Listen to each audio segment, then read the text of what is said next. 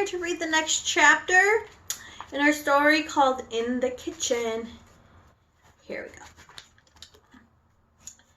The time has come, my grandmother said. The great moment has arrived. Are you ready, my darling? It was exactly 7:30. Bruno was in the bowl fishing for the fourth banana. Hang on, he said. Just a few more bites. No, my grandmother said. We've got to go. She picked him up and held him tight in her hand. She was very tense and nervous. I had never seen her like that before. I'm going to put you both in my handbag now, she said. But I shall leave the clasp undone. She popped Bruno into its first. I waited, clutching the little bottle in my chest. Now you, she said. She picked up a gate and gave me a kiss on the nose. Good luck, my darling. Oh boy, by the way, you do realize you got a tail, don't you? A what? I said. A tail, a long curly tail. I must say that never occurred to me, I said. Good gracious me, so I have. Can I see it now? I can actually move it. It is rather grand, isn't it? I mentioned it only because it might come in useful when you're climbing about the kitchen, my grandmother said. You can curl it around and you can hook it up on things. You can swing from it and lower yourself to the ground from high places. I wish I had known this before, I said. I could have practiced using it. Too late now, my grandmother said. We've got to go. She popped me into her handbag with Bruno, and at once I took up my usual perch in the small side pocket so that I could poke my head out and see what was going on. My grandmother picked up a walking stick, and out of it she went into the corridor to lift. She pressed the button, and the lift came up, and she got in. There was no one in there with us. Listen, she said, I won't be able to talk to you much once we're in the dining room. If I do, people will think I'm Dottie. I'm talking to myself. The lift reached the ground floor and stopped with a jerk. My grandmother walked out of it and across the lobby in the hotel and entered the dining room. It was a huge room with gold decorations on the ceiling and big mirrors around the walls. Regular guests always had their tables reserved for them, and most of them were already in their places and starting to eat their suppers. Waiters were buzzing all over the place, carrying plates and dishes. Our table was small, one besides the right hand on the wall, about halfway down the room. My grandmother made her way to it and sat down. Peeping out of the handbag, I could see in the very center of the room 2 long tables that were not yet occupied. Each of them carried a notice fixed on a sort of silver stick, and the notice said, Reserved for a member of the RSPCC. My grandmother looked towards the long table, but said nothing. She unfolded her napkin and spread it over her handbag on her lap. Her hand slid under the napkin and took hold of me gently. With the napkin covering me, she lifted me up and closed her face and whispered, I am about to put you on the floor under the table. The tablecloth reaches almost to the ground so no one will see you. Have you got a hold of the bottle? Yes, I whispered back. I'm ready, Grandmama. Just then, a waiter in a black suit came and stood by our table. I could see the legs from under who he was. His name was William. Good evening, madam, he said to my grandmother. Where is the little gentleman tonight? He's not feeling very well, my grandmother said. He's staying in his room. I'm sorry to hear that, William said. Today there is a green pea soup to start with. For the main course you have a choice of either grilled fillet or sole of roast lamb. Pea soup and lamb for me, please, my grandmother said. But don't hurry it, William. I'm in no rush tonight. In fact, you can bring me a glass of dry sherry first. Of course, madam, William said, and he went away. My grandmother pretended she had dropped. There's a picture of the grandmother talking to the waiter. Something. And she bent down and slid me out from under the napkin on the floor under the table. Go, darling, go, she whispered when she straightened up again. I was on my own now. I stood clasping the little bottle. I knew exactly where the door into the kitchen was, and I had to go about halfway around the enormous dining room to reach it. Here goes, I thought, and like a flash of I skittled out from under the table and made for a wall. I had no intention of going across the dining room floor. It was far too risky. My plan was to cling close to the skidding out of the wall and on the way round until I reached the kitchen floor. I ran, oh how I ran. I don't think anyone saw me. They were all too busy eating. But to reach the door leading to the kitchen, I had to cross the main entrance of the dining room. I was just about to do this when in poured a great flood of females. I pressed myself against the wall, clutching the bottle. At first I saw only the shoes and the ankles of those women who were swirling in through the door. But when I glanced up at a bit higher, I knew at once who they were. They were the witches coming in for dinner. I waited until they had passed by me. When I dashed on towards the kitchen door, a waiter opened it to go in. I nipped in after him and hid behind the big garbage bin on the floor. I stayed there for several minutes, just listening to all the talk and the racket.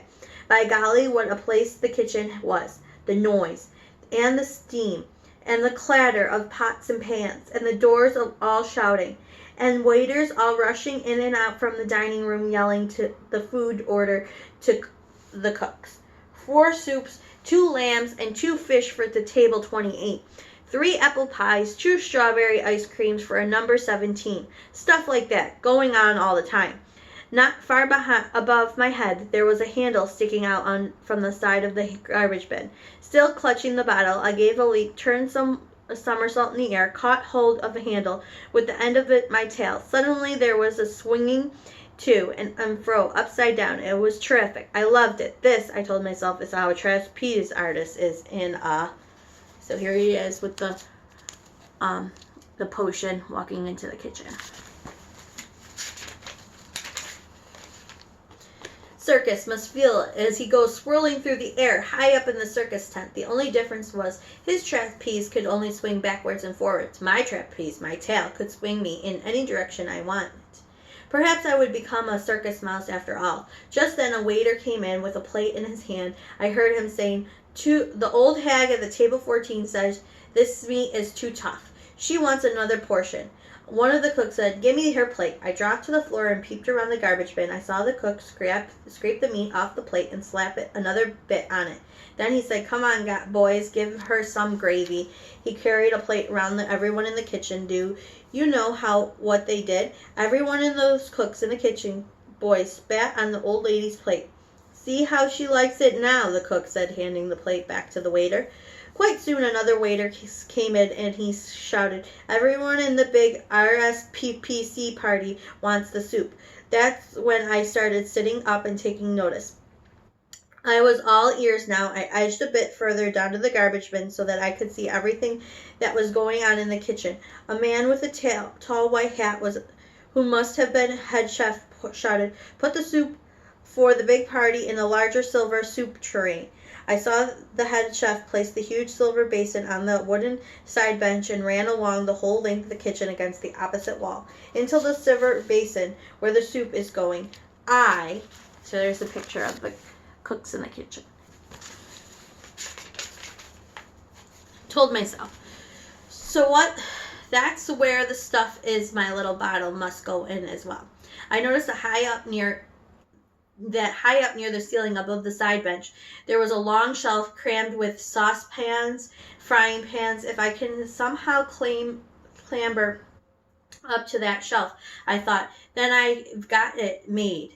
I shall be directly above the silver basin. But first I must somehow get across the other side of the kitchen and then up on the middle shelf. A great idea came to me. Once again, I jumped up and hooked my tail around the handle of the garbage bin. Then, hanging upside down, I began to swing. Higher and higher I swung. I was remembering the trapeze artist at the circus. I had seen last Easter in the way he had got the trapeze swinging higher and higher and higher and let go and gone flying through the air. So just at the right moment at the top of the swing, I let go with my tail and went soaring clear across the kitchen and made the perfect landing on the middle shelf. By golly, I thought, what marvelous thing mouse can do, and I am only a beginner. No one had seen me. They were all far too busy with their pots and pans from the middle shelf. I somehow managed to shinny up a little white water pipe in the corner. In no time at all, I was up on the very top shelf, just under the ceiling, among all the saucepans and frying pans. I knew that no one could possibly see me up there. It was superposition, and I began working my way along the shelf until I was directly above the big empty silver basin, and they were going to pour the soup into. I put down the bottle and I unscrewed the top and crept to the edge of the shelf and quickly poured what was in it straight into the silver basin below. The next moment, one of the cooks came along with a gigantic saucepan of steaming green soup and poured the whole lot into the silver basin. She put the lid on the basin and shouted, "Soup for the big party, all ready to go out." Then the waiter arrived and carried the silver basin away. I have done it. Even if I never got back alive to my grandmother, the witches were still going to get the mouse maker. I left the empty bottle behind the large saucepan and began working my way back along the top shelf. It was much easier to move about without the bottle. I began using my tail more and more. I swung from handle of one. So here's some pictures.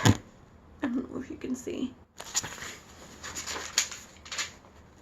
Saucepan handle to the next, to another, and all the way along the top shelf, while far below my cooks and waiters were all bustling about in the kettles were steaming and pans were spluttering, for pots were boiling, and I thought to myself, oh boy, this is the life. What fun it is to be a mouse doing an exciting job like this. I kept right on swinging. I swung most marvelously from handle to handle, and I was enjoying myself so much that I completely forgot I was full view of anyone in the kitchen who might happen to glance upwards.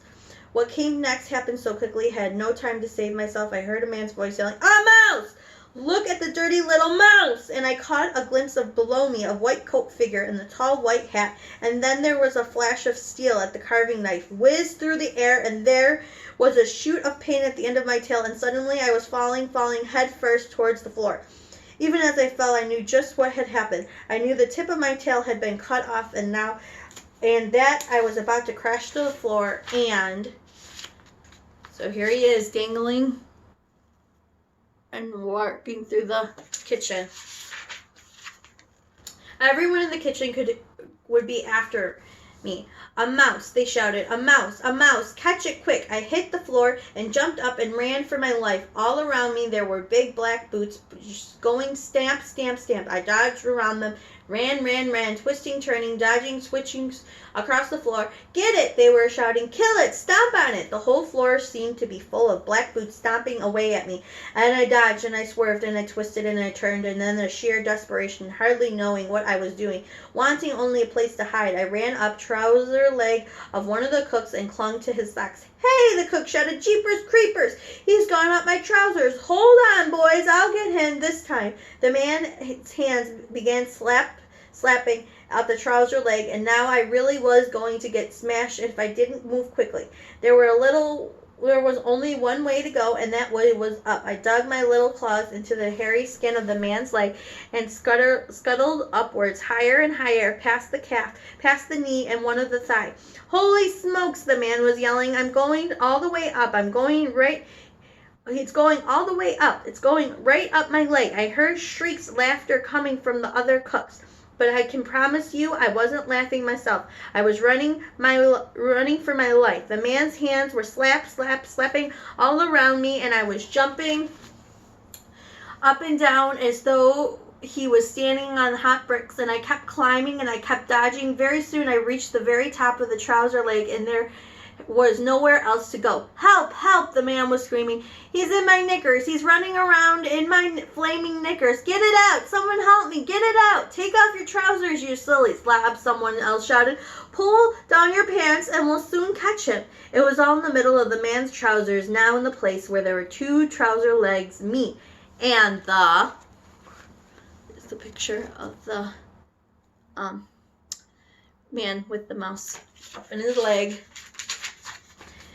Zip begins. It was dark, it was awfully hot in there, and I knew I had to keep going. I dashed onwards from the round table, another trouser legs. I went down, it was like a greasy lightning came out the bottom of it, and once again, it was on the floor. I heard the stupid cook still shouting, "It's in the trousers! Get it out! Will somebody please help me get it out before he bites me?" I caught the flashing glimpse of the entire kitchen staff crowded around him and laughing their heads off. Nobody saw the little brown mouse on the floor across the floor dived under the stack of potatoes. I burrowed down in among the dirty potatoes and held my breath.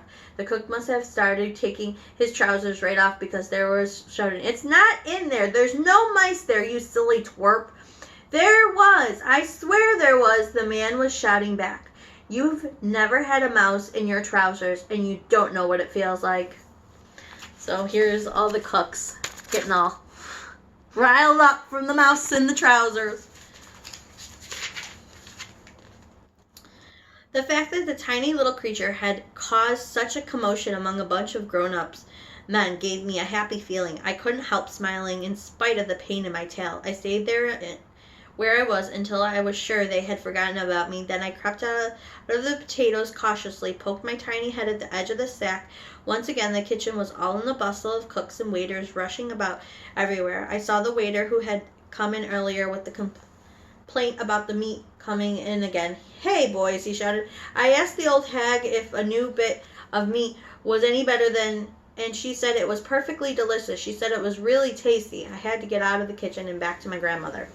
There was only one way to do this. I must make a dash clear across the floor and out through the door behind one of the waiters. I stayed quite still, watching for my chance. My tail was hurting terribly. I curled it around so to have a look at it. About 2 inches were missing, and it was bleeding quite a lot. There was a waiter looking up from the batch of plates full of pink ice cream.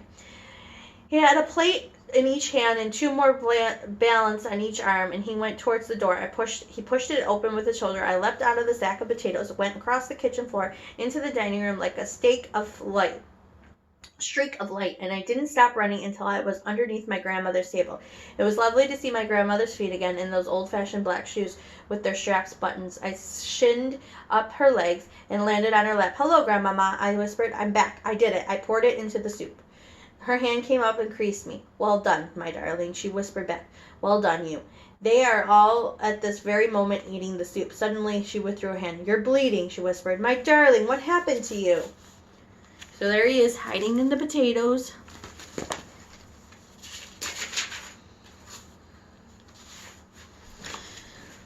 "One of the cooks cut off my tail and carving knives," I whispered back. "It hurts like a billy old—" "Let me look at it," she said. She bent her head and examined the tail. "You poor little thing," she whispered. "I'm going to bandage it up with my handkerchief. It will stop the bleeding." She finished the small lace-edged handkerchief out of the bag and managed to wrap it around the end of my tail. "You'll be all right now," she said. "Just try to forget about it. Did you really manage to pour the whole bottle into their soup?" "Every drop," I said. "Do you think you could put me where I can watch them?" "Yes," she answered. "My handbag is on your own empty chair beside me. I'm going to pop you in there now, and you can peep out as long as you are careful not to be seen." Bruno was in there as well. "No, but take no notice of him. I gave him a roll to eat, and that's keeping him busy for a while." Her hand closed around me, and I was lifted off her lap, transferred into the handbag. "Hello, Bruno," I said. "Well, this is a great roll," he said, nibbling away at the bottom of the bag.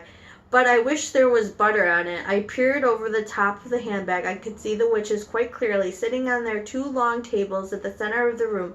They had finished their soup now, and the waiters were clearing the plates. My grandmother had a lid up on one of her disgusting black cigars, and puffing smoke over everything. All around the summer holiday guests in the rather grand hotel were babbling away and tucking into their supper. About half of them